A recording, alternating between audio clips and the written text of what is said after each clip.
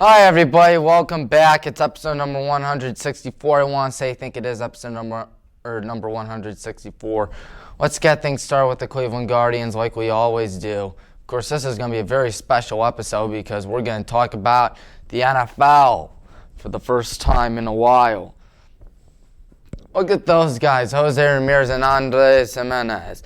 Some offensive stats. The OPS is sitting at 693, average is 250. That means for every 4 at-bats the Guardians have, they'll get 1 hit. On-base percentage, 312. Slugging percentage is at 383 and 100 home runs, which only the Tigers have a fewer amount of home runs, which is kind of sad. 513 RBIs, 83 stolen bases, 22 three-baggers, and 225 two-baggers. Time to look at some series recaps brought to you by We Have No Sponsor. But yes, Guardians against the Padres. It was a lot of fun in Petco Park because the Cleveland Guardians took care of business right there in a 2-game sweep, technically sweep in time. Technically, considering the fact that the Padres did not win a single game.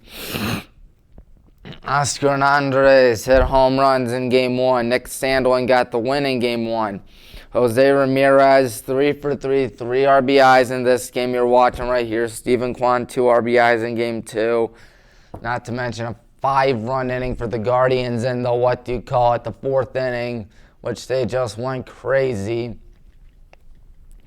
And how about this? Cal Quantrill, 7 shutout innings against his former team, the San Diego Padres, in this game, Game 2. Here's Oscar Gonzalez striking out. Of course, he had a home run the day before, so everything's all fine. So now the Guardians against the Mariners. It was not a good one for Cleveland as the Guards lost that series 3-1. Mitch Haniger hit a 3-run bomb in Game 1, which were the lone runs for Seattle in Game 1. And Tristan McKenzie was the tough luck loser. Shane Bieber got a no decision in Game 2, and the Mariners walked it off in Game 2. And then the Guardians scored 3 runs in the 8th inning in Game 3. Jose Ramirez, a double home run in Game 3. Dylan Moore with a 3-run bomb in Game 4. And Robbie Ray, 7 shutout innings in Game 4. So tonight, they play the rough and tough Baltimore Orioles. Who would thunk it at the beginning of the season? The Baltimore Orioles being a potential playoff team. And considering the fact that they didn't fare well against Seattle, which is kind of scary if you're a Guards fan like myself. It's a little scary to see what's going to happen here against Baltimore. Fortunately, the Guardians are home. Should be fun. They're in first place in the division by 2 games approximately, if my phone can pull it up. Oh well. Let's just jump to NASCAR because we can. The Coke Zero Sugar 400 where Austin Dillon won in Daytona. He's off to the playoffs once again. Joey Logano took home stage 1. Kyle Busch stage 2. And what else happened? A big wreck occurred on lap 31. Tyler Reddick and Michael McDowell caused a caution on lap 102. Joey Logano in 2 wrecks in less than 10 laps. 10-lap span. The red flag came out shortly thereafter due to rain. The rain delay lasted for 3 hours. And now the regular season's over. There are, 16 drivers. Austin Dillon, Alex Bowman, Austin Cindric, Daniel Suarez, Chase Briscoe, Kyle Busch, Christopher Bell, Kevin Harvick, Tyler Reddick, Ryan Blaney, Denny Hamlin, William Byron, Kyle Larson, Ross Chastain, Joey Logano, and Chase Elliott. We'll see who wins it. Playoffs start at the notoriously difficult Darlington racetrack, ends at the short track in Phoenix, and we'll see who comes out on top by the end of the playoffs. Now it's time for a look at last week's picks, Tommy's picks. There's a crash going on right there. High school football. In fact, those were the only picks, which is why you just see high school football right there. And what had to have been one of the best games of the year, and I don't say it was the best game of the year. We'll get to the best game of the year so far in just a second. St. Ignatius took down Mentor 26-20 in triple overtime. They blocked a kick in double overtime that forced a triple overtime, and they walked it off in said triple overtime. And then game of the year. Avon beating Medina by a final score of 43-42. Oh my goodness, that game was insane. At Mark Wahlberg Chevrolet Stadium in Avon, Ohio. Danny Stoddard, 620-something passing yards for Medina. Sets a county record, sets a school record, passing his good pal and mentor, Drew Lauer, who's going to be backing up at Penn State, but still absolutely insane. Over 600 yards. One of his receivers had over 200 yards and 4 touchdowns, and they still lost the game. They could have forced overtime, They instead went for 2 and threw an incomplete pass. Avon instead pulls out with what has to be what the OHSAA's answer to the Bills-Chiefs game earlier this year back in January. A high-scoring contest which featured 2 great schools that no one should have lost. That might have been one of the greatest high school football games I've heard of in a while, maybe ever. Now, why did I not say it was the greatest high school football game I had ever seen? Well, because I did not get to watch it. Because Highland blanked North Royalton 41-0. Good Lord, Luke Stiles had a hat trick. 2 rushing touchdowns, 1 receiving touchdown. Andrew Wirtz, 2 touchdown passes. 1 to Luke, of course, and another one to Matt. Let's think. Casey Miser had a big touchdown, and Andrew also had a hat trick as well. Andrew had a quarterback sneak for a touchdown. And Wadsworth, you guys took down Worcester 49-21. 2-0 start for the Grizzlies. First time in a while that's happened. Barberton blanks Stowe 20-0. Nordonia edges out a comeback win over the Berea Mid-Park Titans 37-34. Kirtland shuts out Lutheran West 21-0 and keeps their impressive regular season win streak alive. Avon Lake shuts out Brecksville 35-7. They continue to show everyone who's boss. Olmsted Falls beats Brunswick 32-7. Strongsville takes down Midview by a final score of 35-27. And not just that, but Massillon Washington took care of business against Glen Oak by a final score of 35-7. Cleveland Heights won 69-28 over Garfield Heights. Toledo Central Catholic shut out Benedictine 31-0. Ursuline took care of Padua Franciscan 51-6. Lake, the Blue Streak, shut out Maple Heights 35-0. And Cardinal Mooney took care of Lake Catholic 31-14. Time to look at the last week recap. I went 12-4 with 14 points. Massive upgrade and mass improvement from last week when I won 8-7. I'm now 20-11 with 22 points. Got the lock and upset of the week correct, as you can tell. There in all caps. Upset was Barberton, lock was Kirtland. Hopefully the momentum continues into the next week. Now it's time for Tommy's picks. Let's see what they are because they're so cool. And they're featuring college football. That's right, college football. Avon against Glenville. Oh boy, that's going to be a great game. Considering the fact that Avon was in a duel with Medina, I think Glenville is going to give them a duel as well. I'm picking Avon. Keep in mind, these top 25 polls are based off what I think of these schools. And then Wadsworth against Medina at Arkwright Stadium. I don't know. I'm feeling an upset right here. I'm feeling that Wadsworth has an opportunity to take down Medina. That would be a huge upset despite the fact that Wadsworth is 2-0. Medina is 1-1, even though Medina could quite easily be 2-0. St. Vincent St. Mary playing number 19 Barberton. I'm picking the Magics. Highland playing Brunswick. My pick goes with the Hornets, as we'll go 3-0 hopefully for the second year in a row, which is pretty unbelievable. Of course, last week Coach Gibbons picked up his 50th win as head coach of the Highland Hornets, which is really incredible. He's second all-time in the win list. Number one is, of course, Coach Lombardo at St. Ed's.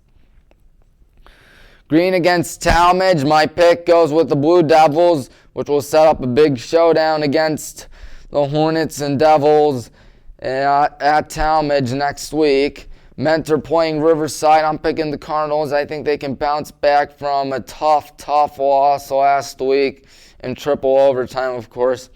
North Ridgeville against Normandy, a battle of two unbeatens. But I think that the Rangers are going to be the only ones standing unbeaten after this. And then Elyria plays Lorraine. I'm picking the Lorraine Titans. Whoopsies, almost got out. St. Francis de Sales playing Berea Mid-Park. Berea Mid-Park, of course, a good school, but they have not been having the best start. I have a bad feeling that they might fall down to 0-3 after this game, after St. Francis de Sales wins. Olmsted Falls playing Norwalk. Lock of the week going to be the Olmsted Falls Bulldogs. Sure, I have them unranked, but they almost beat Chardon and they beat the tar out of Brunswick. Bay against University School. I'm picking the Rockets. The Tigers should beat Mansfield. Strongsville playing Brecksville. Brecksville off to a rough start this season. Strongsville 1-1. I think the Mustangs can go to 2-1. North Royalton playing Padua Franciscan.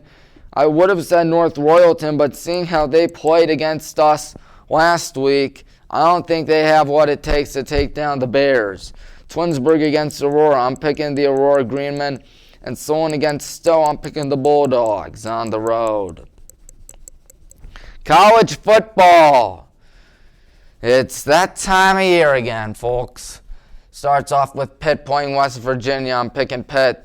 That's right, the Pitt Panthers. Michigan playing Colorado State at the Big House, picking the Wolves. East Carolina against NC State, picking the Pack. And then Georgia against Oregon, picking Georgia. Oklahoma against University of Texas El Paso, or UTEP, picking the Sooners. Arkansas against Cincinnati, picking Arkansas, which will be Cincinnati's first regular season loss in 3 years.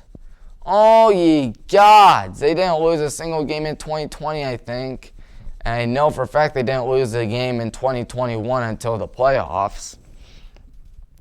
University of Texas, San Antonio against another Texas school, the Houston Cougars. I'm picking the Cougars. Florida and Billy Napier's debut as head coach against Utah, picking Utah. Kentucky against Miami, Ohio. Lock of the week going to be Kentucky. Alabama against Utah State, picking Alabama. Ohio State against Notre Dame. I'll say my prayers for a Notre Dame victory, but there's a reason why I'm going to say my prayers, because they have no shot. 17.5-point underdogs. Love my Notre Dame Fighting Irish too, but there's no way they're going to win over Ohio State. I really wish they could, but no, it's going to be a blowout, I fear. And I don't want it to be a blowout either. And then Georgia Tech against Clemson. I'm thinking upset. Clemson's kind of overrated, in my opinion. I'm picking Georgia Tech to win that. And now time for the moment you've all been waiting for. The 2022 NFL season preview. Starting off with division winners and wild cards. In the AFC East, the Buffalo Bills should win that. Baltimore Ravens should win the AFC North. Tennessee Titans to win the AFC South. Kansas City Chiefs to win the AFC West. My wild cards, I got Free Willy, the Miami Dolphins. That's a long story to how they got that nickname from me. The New England Patriots and the Los Angeles Chargers. In the NFC East, it's going to be the Dallas Cowboys. They're the only team in that division that's actually somewhat decent, or somewhat good, I should say. Eagles have a shot. I have Jalen Hurts on my fantasy team. I'll get to my fantasy team later. It's a 14-team league, by the way. Packers should win the North. Buccaneers should win the South. And the Rams should win the West. My wild cards are going to be the 49ers, Vikings, and I don't know why I picked the Cardinals. I wasn't thinking, because obviously the Cardinals are a tale of two halves. First half of the season, they typically do well. Second half of the season, they typically do poorly. That's how Kyler Murray works. That's how Cliff Kingsbury works. But they won't make it far in the playoffs, you know that. Playoff predictions, AFC wildcard. Bills are going to beat the Chargers. Patriots are going to beat the Ravens. And the Chiefs are going to beat Free Willy and Tyreek Hill, who, of course, is making his first season for the Dolphins. And then the NFC wildcard, Tampa Bay going to beat the Cardinals. Vikings going to beat the Packers because, well, the Packers are really unlucky and pretty bad in the playoffs. And then the 49ers will beat the Cowboys again just like last year. In the AFC divisional round, the Titans will beat the Patriots and the Bills will beat the Chiefs. The Bills will get revenge for last year's incredible playoff game that I tapped on a little while ago, referring to the Eagles-Bees game. NFC divisional round, Rams beat the Vikings, Buccaneers over the 49ers. AFC championship game, I think Buffalo is going to win that over Tennessee. And in the NFC, Tom Brady is going to beat Los Angeles. And Super Bowl 57, Tom Brady is going to pick up his 8th ring because we can't have anything good in life. It will be over Josh Allen and the Buffalo Bills, and the Bills will be 0-5 in the Super Bowl. Of course, that early 90s run when they made the 4 straight Super Bowls, the only team to ever make it to 4 straight Super Bowls, and the only team to ever lose 4 straight Super Bowls. Word predictions. Don't know why I'm thinking Matthew Stafford's going to win MVP. He's got a lot of weapons. Cam Akers, Van Jefferson. I don't think he has Odell, but he does have Cooper Kupp. And not just that, but Derrick Henry, who's on my team, is going to win Offensive Player of the Year. Aaron Donald, Defensive Player of the Year. Kenny Pickett, Offensive Rookie of the Year. Aiden Hutchinson, Defensive Rookie of the Year. And Kevin O'Connell of the Minnesota Vikings, going to be the Coach of the Year. Some big games that you might want to look out for this year. I tried to make there be a lot more spacing in between them. Obviously, I couldn't. Week 1, Rams against the Bills. I can see that being a Super Bowl game. Panthers against the Browns, where Baker Mayfield plays against his former team. And it will be a home game for Carolina. Seahawks against the Broncos. Russell Wilson plays his former team, the Seattle Seahawks. Week 2, Chiefs play the Chargers. Saints against the Buccaneers. Bills against the Titans. Of course, Bills-Titans last year was a good game, I believe. Week 3, Browns play the Steelers on Thursday night, and the Buccaneers play the Packers, which is Brady against Rodgers. Week 4, the Ravens play the Bills, and the Buccaneers play the Chiefs in a rematch of Super Bowl 55. Week 5, Rams play the Cowboys, Ravens play the Bengals. Week 6 is probably the game I'm looking forward to the most. Chiefs against the Bills, rematch of one of the greatest playoff games in recent memory. Maybe one of the greatest playoff games of all time, when the Chiefs need just 13 seconds to get 2 quick passes and a game-tying field goal. Buccaneers against the Ravens, Week 8. No games for Week 7, by the way. Bills against the Packers, also Week 8. Week 9 is going to be the Buccaneers-Rams. Chiefs against the Titans. And then you got Week 11, no Week 10 games. Packers against the Titans. Week 12, we have 3 Thanksgiving games as typical. Lions against the Bills, should be a Bills win. Cowboys against the Giants, should be a Cowboys win. Vikings against Patriots, that's more of a toss-up at U.S. Bank Stadium. Week 13, Buccaneers playing the Saints again. Of course, the Saints always beat Tom Brady. I don't know why, but they always do. Week 15, Week 14. Week 15, Packers play the Rams on Monday night. And then Week 16 on Christmas Day, you got Free Willy playing the Packers. Rams playing Russell Wilson in Denver. And the Cardinals playing the Buccaneers. Week 17, Chargers against the Rams and Bengals against the Bills. Week 18 are all division games, as typical. And now time for what would be my dream fantasy team if I had the first 17 picks to myself. Josh Allen would be my quarterback. Nick Chubb and Derrick Henry would be my running backs. Cooper Kupp, Devontae Adams as my receivers. Travis Kelce as tight end. Debo is my flex because Debo can play both running back and receiver. Justin Tucker, one of the best kickers of all time. Cowboys defense really did me well last year. Lamar Jackson, my bench. Tyreek Hill, Justin Jefferson. Justin Jefferson also did me well last year. Najee Harris, Jonathan Taylor, Hunter Renfrow, Mark Andrews, and the kicker, Cade York for Cleveland. Cade York, of course, the Browns drafted him, and he looks pretty good, I must say. He looks pretty good. So now time to look at my fantasy team. As mentioned, Jalen Hurts is my quarterback. Debo is my receiver. Adam Thielen also my receiver.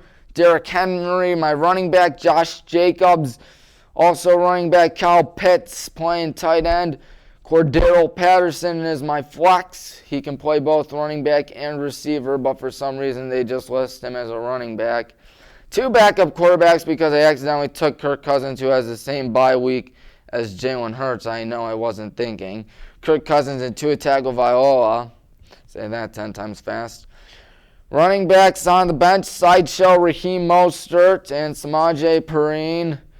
Some receivers sitting on the bench are Julio Jones and DJ Chark Jr. And some tight ends on the bench are Foster Moreau and Mo Alley Cox. And then kickers, really one kicker, his name Cade York. You know him because he can kick really deep field goals for the Cleveland Browns. That's why I picked him. I think he can get those deep kicks, in my opinion. And then the New England Patriots will be another one to look out for. They'll be my defense. And so that is what my team looks like. They don't have Cade York having that much fantasy points or New England's defense having that much fantasy points, but I can see it happening. I really can. It should be a lot of fun. Yahoo said I shouldn't win a single game, but hopefully I can prove them wrong. Hopefully I can prove them wrong. Till then, I think our show's over now. Next week, Tommy's Picks features NFL picks. Till then, I'm Tommy Maroon signing off. Have a great day. Goodbye.